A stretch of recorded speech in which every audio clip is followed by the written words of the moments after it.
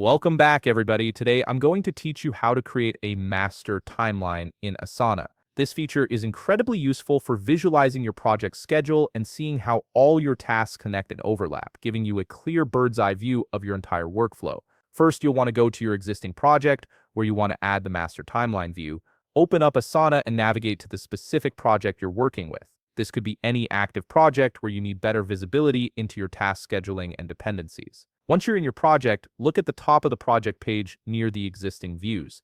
You'll see tabs like List, Board, and Calendar already displayed there. These are your different view options for managing the same project data in various formats. Right next to these tabs, you'll notice a small plus icon. Click on this icon to reveal additional view options available for your project. In the drop-down menu that appears, select Timeline. This is the view that transforms your project into a visual schedule, similar to a Gantt chart, making it much easier to spot potential scheduling conflicts or gaps in your workflow. The timeline view will be added as a new tab at the top of your project, sitting right alongside your other view options.